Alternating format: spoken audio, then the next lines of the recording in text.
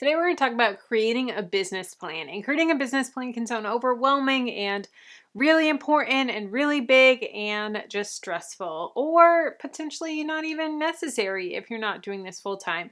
Even if this is just something part-time or on the side that you're doing in addition to your 9 to 5 or your W-2 job, it's still really important to create a business plan in the beginning of starting a business, or if you've been in business for 5 years, whatever, still sit down and create a business plan. I'm going to give you a 5-step process to creating a business plan that's really going to break it down so it's simple for you and easy to create, and something that is going to help sustain you throughout your business.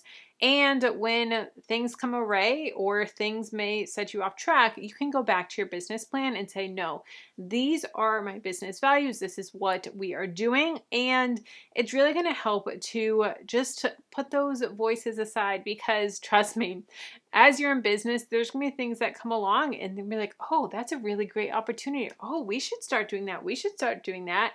And if you can look back at your business plan, you can say, you know what? That's an awesome idea. Not right now, and that is not on track for what we're doing, and we're not about that right now. Say you are a business that is helping entrepreneurs create money, and all of a sudden you get this opportunity to do something that's in crypto investing, and that has nothing to do with entrepreneurship. So you want to stay in your lane, and you want to be able to go back to your business plan to say, it's not in this business plan, it's not for us. Maybe a different business down the road, but right now it is not for us. So that is the importance of a business plan. Step 1 is research and analysis. And with research and analysis, you're going to look into researching your industry, looking at your competitors, researching your target market, and essentially having a clear understanding of your industry and the landscape in which your business will operate. This is going to help you to identify opportunities of potential threats. It's also important to research your competitors and understand what their strengths are and weaknesses. And this is going to help you identify, okay, this is the weak spots in other businesses, and this is where we can really thrive. These are weaknesses and these are our strengths, and we can really use this and know, okay, what are our personal weaknesses, what are our personal strengths, and what can we do to combat that, and what can we do to use that information to grow and thrive. Step 2 is to define your business model. How does your company bring in money? How are you going to bring in your customers? Are you going to be reliant on AdSense ad money if you are a YouTube business?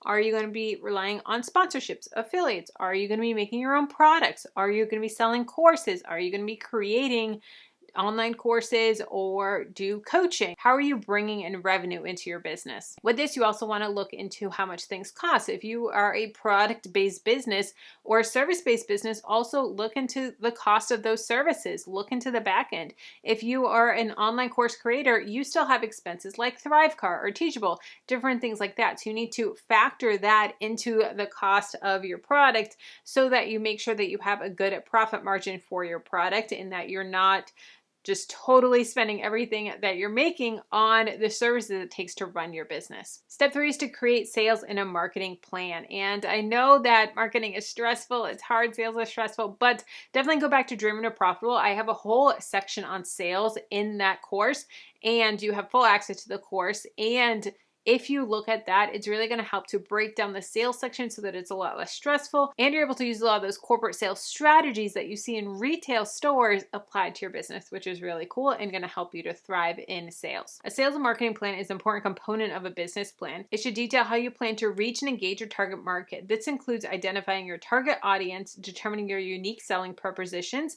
and outlining your market and sales strategies. So be sure to include specific tactics such as advertising, promotions, public relations, and include the metrics that you're going to use to track your success and your sales. Step 4 is to develop a financial plan. In your financial plan, you want to look at the next 3 to 5 years and develop a plan of what you expect the business to do over the next 3 to 5 years.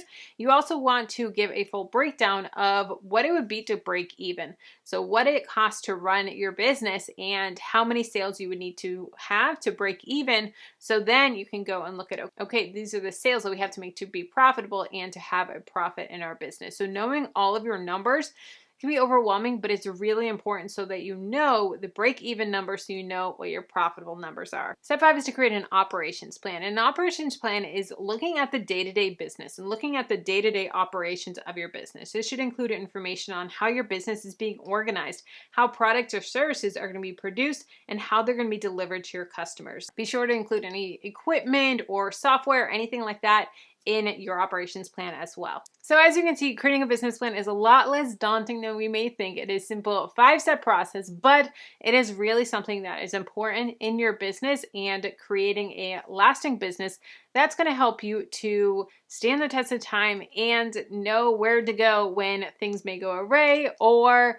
just to reflect on year over year and say, okay, this is where we're going. These are the big things that we're doing, and this is how we're helping people as well.